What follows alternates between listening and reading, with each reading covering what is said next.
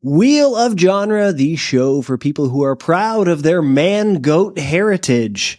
Right now we are reading every short story in Ann and Jeff VanderMeer's The Weird Anthology, including this one, H.P. Lovecraft's The Dunwich Horror. I'm Zach, and this story I'm really interested in construction.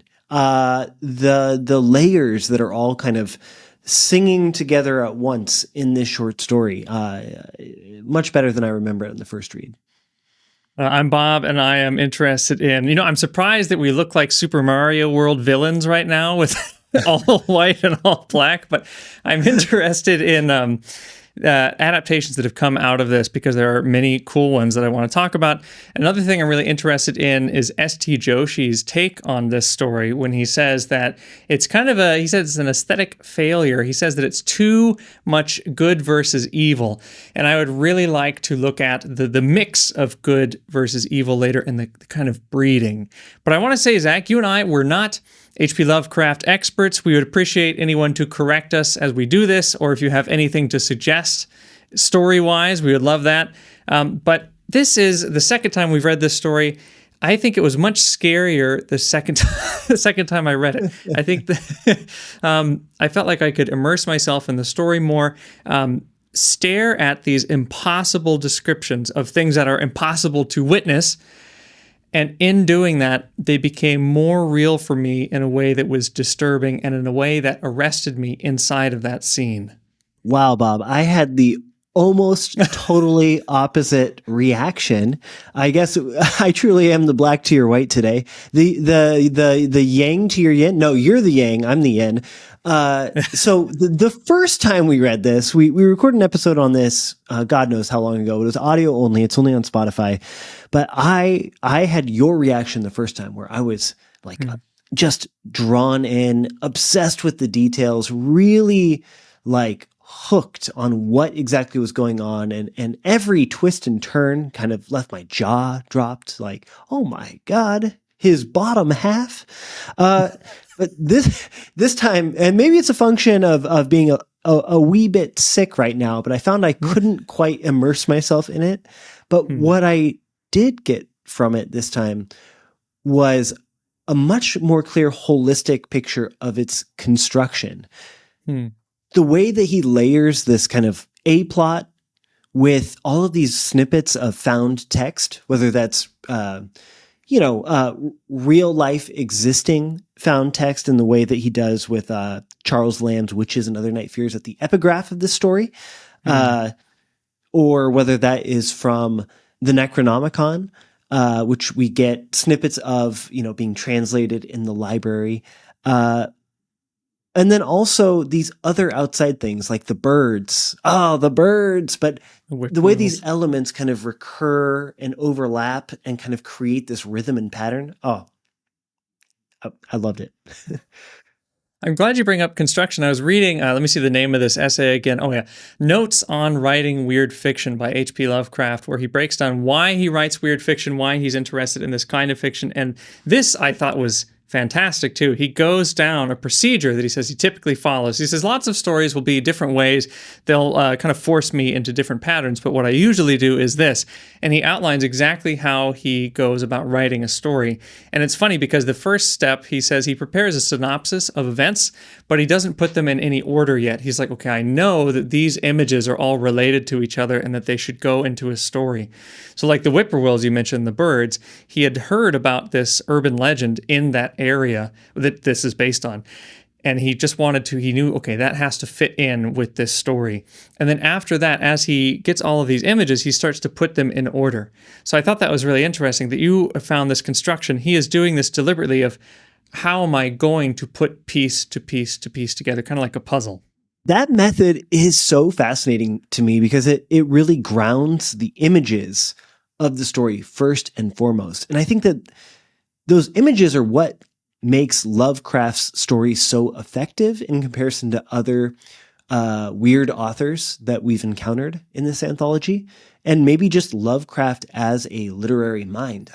I don't want to be bombastic here, but I do feel like he might be a bit underrated, at least in the, I guess you could say, like serious literature type people. And part of what makes him so effective is this kind of like poet's eye for an image that is deep and unsettling and kind of, it kind of resonates within a kind of internal poetic image within the reader. I don't know if that makes sense, but like I see these birds flying around a person who's about to die outside of their window. And even though it's an image I've never personally seen before, I understand it in a deep and visceral way. I think he is very artistic in the way that he puts his stories together. And I think you're right. People miss out on that. When he's writing about his stories, he does sound like an artist, putting a painting together. So while he's constructing these events, he is thinking about genre, and he says, okay, well, I've got these images. I know I want them to go together. I then write them in the occurrence of what actually happened in the reality of the story. But then I think about, okay, how do they have to be constructed in a narrative to get the reader to go along with the story? But then what he says, what I really want to do, he says this, quote, "My reason for writing these stories is to give myself the satisfaction of visualizing more clearly and detailedly and stably the vague, elusive, fragmentary impressions of wonder, beauty, and adventurous expectancy which are conveyed to me by certain sights, ideas, occurrences, and images encountered in art and literature." So it's very much an artist going out, being exposed to things and saying, okay, I want to capture what this piece of art or what this experience gave me, what this special thing that I had in looking at this or experiencing this, I'm going to communicate that into narrative. And I think that is very special about what he's doing. I also think that wonder and beauty are not nouns that are commonly used in the same sentence as H.P. Lovecraft's name. Eeriness, weirdness, horror, sure. But somehow the idea of H.P., I guess as I'll call him, going through the world wide-eyed with a skip in his step, picking out beauty and picking out wonderment out of, the things that he sees and bringing them back in for his art is such a delightful image to me. And I just want to compare that to one of the stories we read very, very recently, Akutagawa's Hellscreen, which also featured a painter and had quite a bit to say about the art-making process itself. In that story, you have a painter who can only paint what he sees. And then when the emperor asks him to paint a depiction of hell, hijinks ensue as he starts torturing people to get, the perfect image of their pain. But one of the interesting things about that story was this idea that this painter sought out ugly things in order to put them in his art. And he was actually a better painter because he could accurately depict ugliness within an aesthetic project. And it was just interesting to have that comparison with what you had read about him finding beauty and wonder in the world, and bringing it back in. It's not like H.P. Lovecraft is going out to, with a shovel to dig up worms and then bring back his observations for his story. It's other kinds of images that are strange and eerie and resonant. When you said HP, I just thought Harry Potter, Lovecraft, and I got stuck. But I really like this idea of going out and finding beauty. And I think this is where we're getting into the weird now because, yes, he sounds like a very literary author. He goes out, he finds beauty, he communicates it into a story so we can all share it. But Akutagawa was also writing about going too far. Chris had a great point. How far is an artist willing to go? And what is going over a boundary of acceptable, commitment or obsession towards one's art? And I think Lovecraft has this really interesting obsession. In this article, he says, I write a lot about fear because I think it's the strongest human emotion. But I also do it because I want to arrest the reader in what he says is a momentary illusion or strange suspension or violation of the galling limitations of time, space, and the natural law, which forever imprison us. And now he says he's really interested in time because he says conflict with time seems to me the most potent and fruitful theme in all human expression. Now, what could that mean? Is that just memento mori, like we're all going to die, time is coming for us, it will eventually take us away? Or is there something else, just being trapped in moment to moment, 1, 2, 3, 4, 1, 2, 3, 4. We're always trapped in meter if we think about it too much. Is there something disturbing or frightening about time itself? And is that why he's using it to arrest us, capture us in a time, suspend that time in a story? Is that why he's doing this? The time element is an interesting thing to read back on in the scale and scope of this story, because this is a story that, though it is quite short, spans across generations. And you're watching this child genius grow up in front of your eyes. But then there's a kind of like warping and distortion of time where, at 7 months, the child is acting like a 3-year-old, translating languages at 4. But then it doesn't, it's not like he becomes an old man quickly. He continues to grow. He's 7 feet tall. At the end of the story, he unfurls and he's like 9 feet tall. It's almost like a cancer. You know what I mean? Like an accelerated growth and then an out of control spiraling outward. So that time element is interesting to think about in relationship to this story. And I wonder if we could pick it out in other stories as we read more Lovecraft in the future. Yes, I think it's such a great part of the story. It's kind of comical, when he stands up and occasionally people address him because they think he's just still a kid. It's only been 4 years. And then he answers with this really deep voice, which is really great. But I was thinking about this kind of chicken or egg thing in this story, because we've seen lots of stories now in the weird where the weird or some other god or some kind of eldritch thing is coming through and forcing its way into our universe, and that can either kill us, drive us insane, or wipe out all of humanity. There's all of these threats.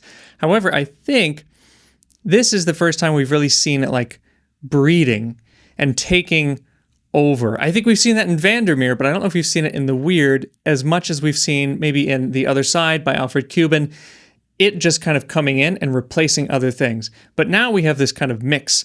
And I was thinking, time-wise, it's a chicken or an egg story, because we have all these sketches or kind of descriptions of this town, where are we, Zach? What is it called? Oh, no. What is this place? Isn't it called Dunwich? Yeah, sorry, Dunwich. Isn't that the name of the town?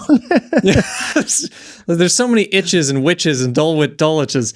I think because it's the Midwest, or not the Midwest, the East, Mid-East, it's Dunwich instead of Dunwich. We used to think it was Dunwich, but I think it is Dunwich, which is confusing. But so I think kind of crumbly nature of Dunwich seems like the crumbly nature of the Whately's books. All of these evil books that have different spell words or different things that are going to corrupt them.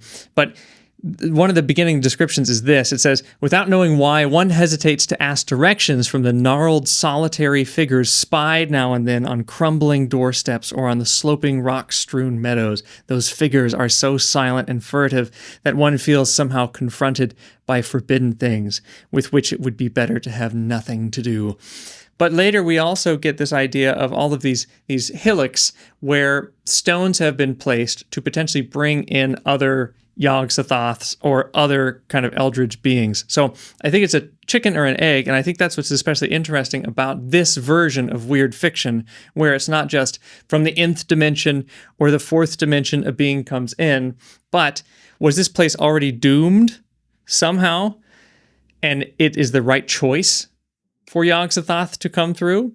Or is it because they got too involved and is it the Whateleys bringing in these eldritch beings? It feels like a chicken or an egg thing, and it feels like a time thing. Yeah, on my reading of this, I had thought it was a Whately is the problem kind of a thing. But I think you might be right, actually, to point to these strange, what would you call them? Megaliths, these strange megaliths that dot the landscape, because there's something about them that predates humanity, and their existence there serves as a kind of like marker, like a kind of like caution, do not enter kind of marker, this kind of like sign that this area is in some way cursed or poisoned. So in that sense, it does make you wonder what then is a relationship of the Whateleys to these objects. You know, are they a product of this kind of like decadent and falling apart region, and only this region could create these kind of people? Or is it they were in some way attracted to it? I don't know. It's not really the story's place to answer it. It doesn't attempt to answer it in any way. But the background of this, as part of the setting that he weaves, just feels rich and multidimensional. And I hate to compare Lovecraft, you know, the supposed master of the genre, to other people that we've read previously, but I just haven't seen this caring of a setting construction, of a world building from many of the other authors that we've read thus far. Yeah, it's very rich, and I think that's another part that feels very chicken or egg. We have the Whateleys, as you said. How long have they been doing this? It's hinted at they've been doing it for many generations. But one big question too is, how do Wilbur Whateley and his twin brother, which is like the spaghetti monster, how do they even come to be? Because their mom is, you know, described as kind of sickly, maybe a product of incest. So that's already a problem with the Whateleys going very far back. But how does this happen when you have a human who lives in this, you know, human plane? How do you mate with the fourth dimension? That feels like a very it's subtle as far as the world building, but I think it says a lot about the world that he's created here. How does it even happen? It leaves so many mysterious things, and it also is unique in that weaving of two dimensions, because now they're kind of, you can't separate them. You know, they've been too melded. So it's no longer just the third dimension versus the fourth dimension. It's this kind of hybrid dimension. And I really want to connect that, dimensionality, or these kind of, outsider beings, with the epigraph that opens up this, which is from Charles Lamb's Witches and Other Night Fears, where he says, "These terrors are of older standing. They date beyond the body, or without the body, they would have been the same. The kind of fear here treated is purely spiritual." So this got me thinking that in this story, I could be wrong. You might be able to point something out, but I don't think anyone is actually in fear at any point of bodily, like, mutilation. You know what I mean? No one's in fear of physical pain at any point.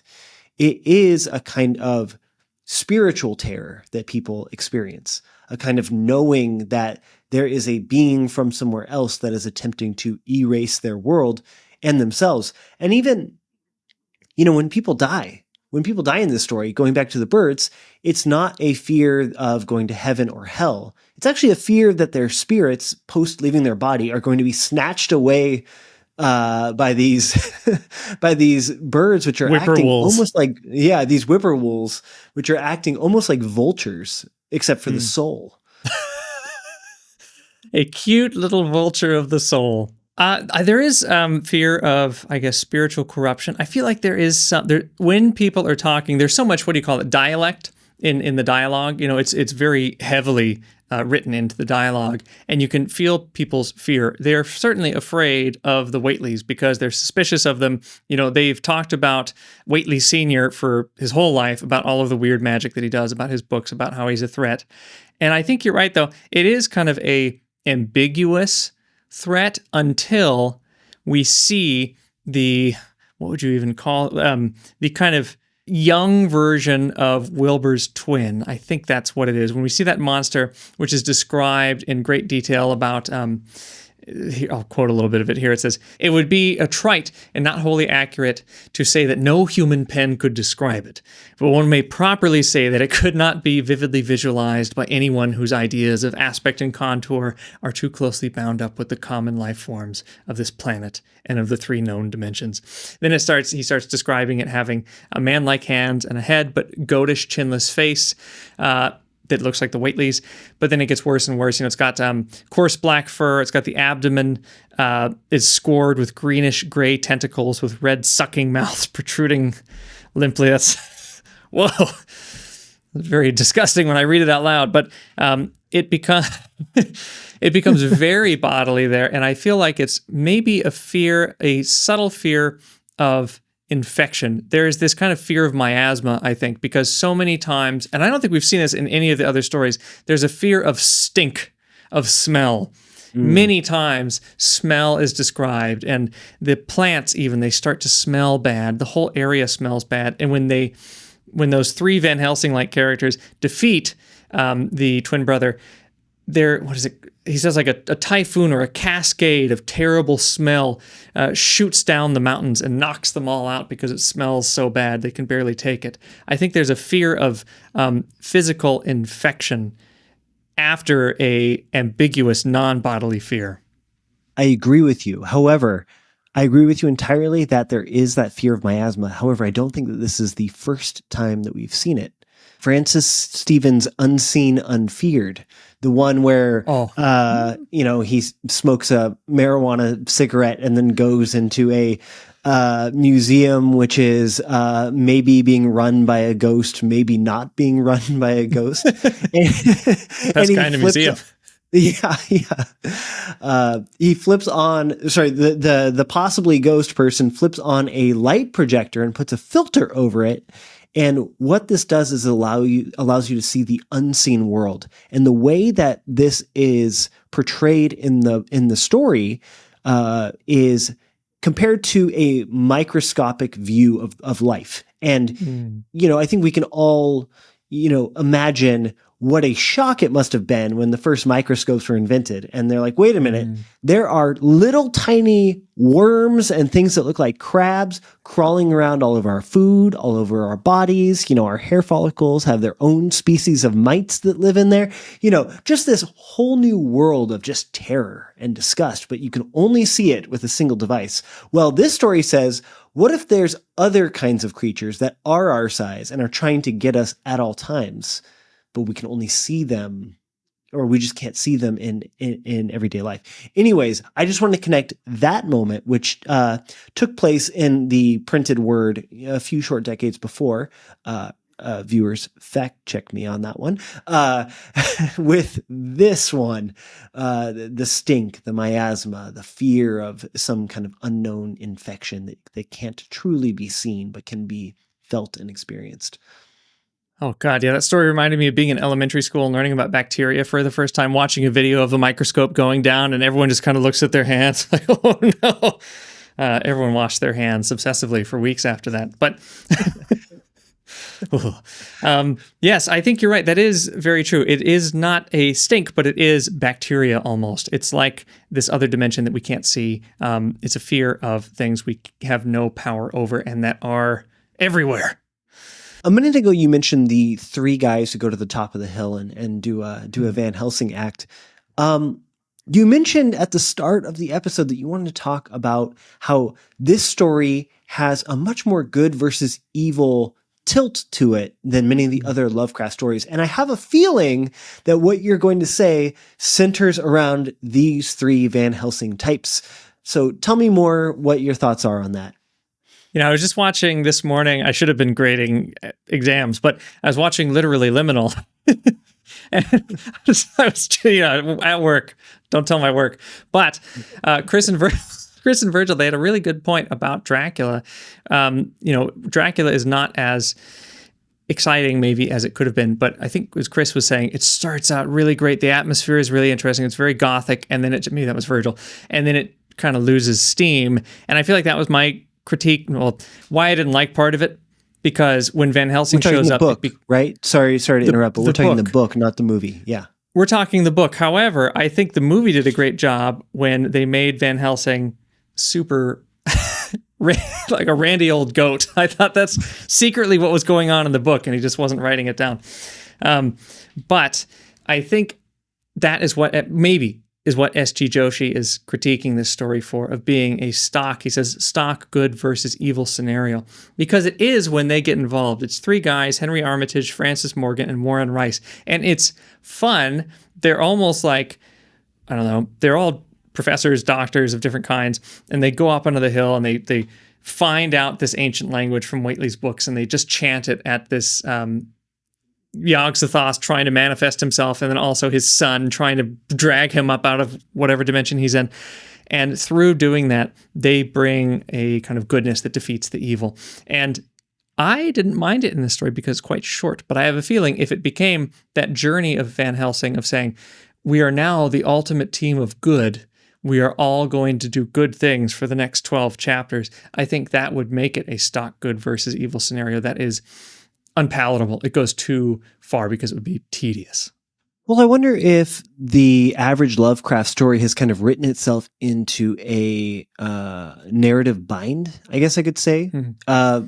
And lovers of Lovecraft, please let me know, if it's not always like this. But I kind of get the sense that the stakes of every Lovecraft story are world-ending in scale. If the monster truly has their way, the entire basis in which future stories could be written entirely goes away. So either, the Lovecraft story ends with everybody losing, or, I don't want to say humans winning, but maybe humans pushing off extinction for, at least another story. You know what I mean? So if that's the case, I find it hard to imagine a Lovecraft story in which we, the readers, are not rooting for someone to win.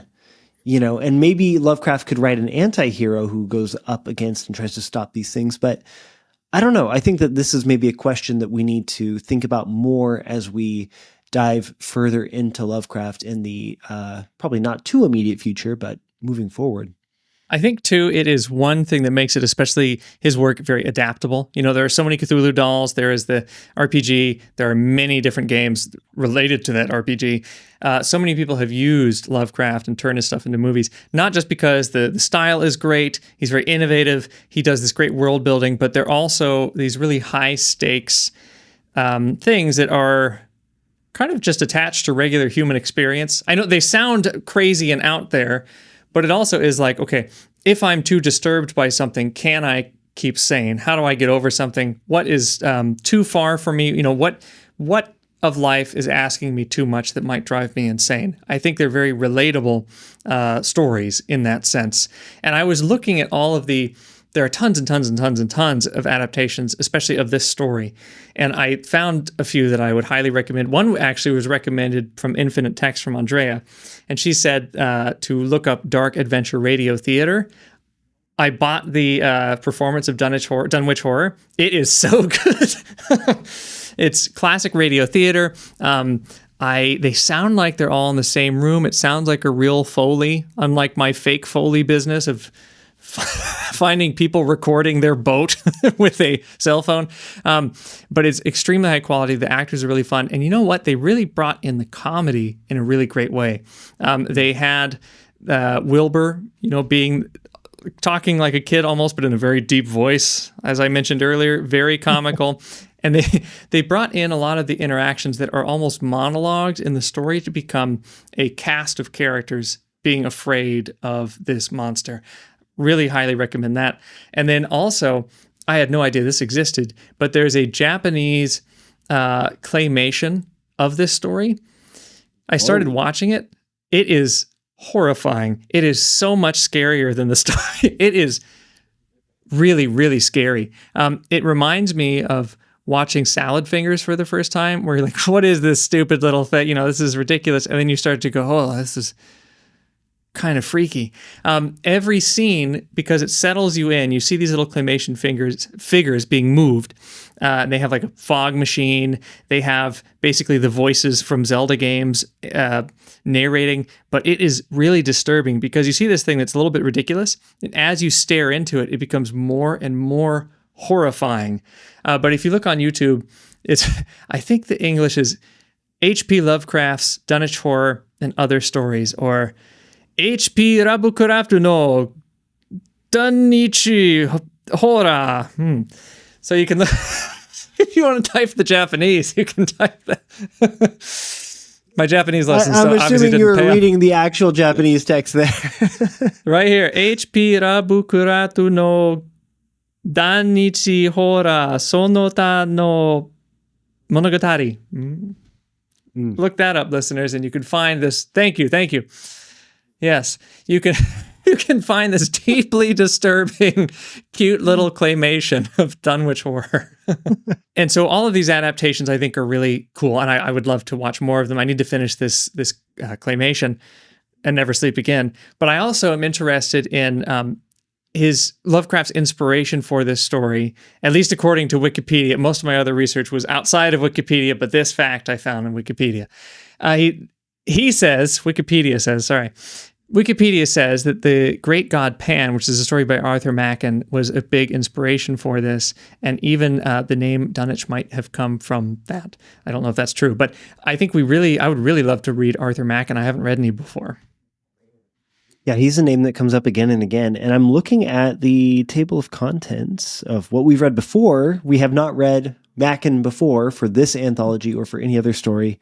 So if anyone has any recommendations for Arthur Machen stories for us to check out, we'll get checking. Get checking. Also, what is the next H.P. Lovecraft story that we should read after this? All right. Well, much more weird to weird out upon. I'll talk to you later, Bob. Talk to you later, Zach.